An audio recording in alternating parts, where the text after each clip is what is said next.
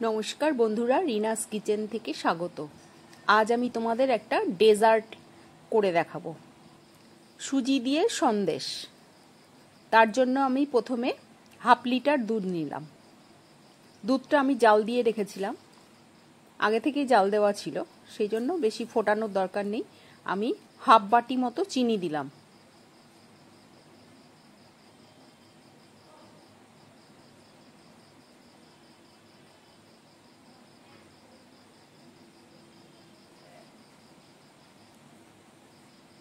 এবার আমি সুজি দিচ্ছি, 6 চামচ মতো সুজি দিয়েছিলাম আমি এর মধ্যে। আস্তে আস্তে করে মেশাচ্ছি যাতে দলা না হয়ে যায়। সুজি তো তাড়াতাড়ি দলা পেকে যায়, সেই জন্য আমি অল্প অল্প করে সুজিটা ঢাললাম।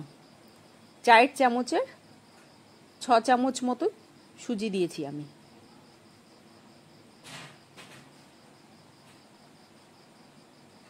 এবার আমি ছোট বাটির 1 বাটি ডেসিকেটেড কোকোনাট দিলাম।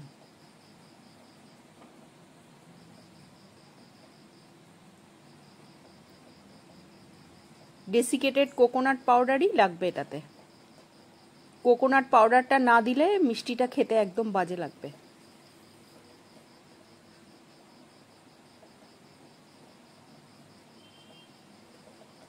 এমন করে নাড়াতে হবে যেন সুজিটা কোনো জায়গায় দলা হয়ে না যায়।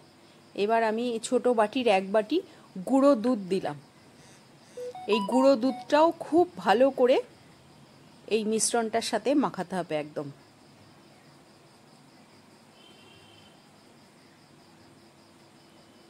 এই গুঁড়ো দুধটা তোমরা ইচ্ছা করলে একটু বেশিও দিতে পারো।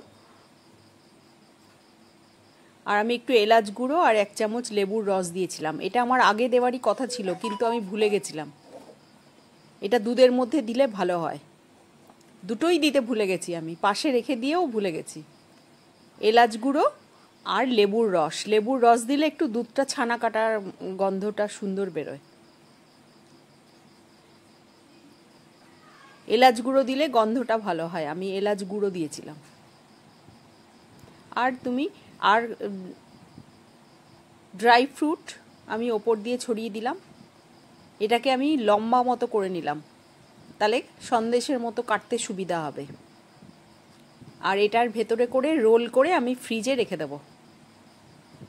ফ্রিজে তোমরা 1-2 ঘন্টা রাখবে। আমি 15-20 মিনিট রেখেছিলাম, কারণ আমার টাইম ছিল না বলে আমি বেশিক্ষণ রাখতে পারিনি। বেশিক্ষণ রাখলে কি হয়, শক্ত হয়ে যায়, কাটতে সুবিধা হয়।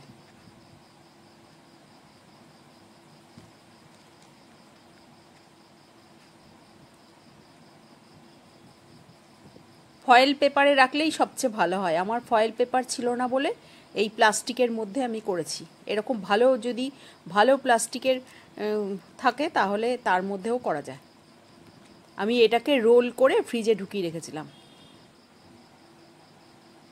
যদি তোমাদের রেসিপিটা ভালো লাগে আমার চ্যানেলটাকে সাবস্ক্রাইব করো, লাইক ও কমেন্টস করো। খেতে খুব সুন্দর হয় এগুলো।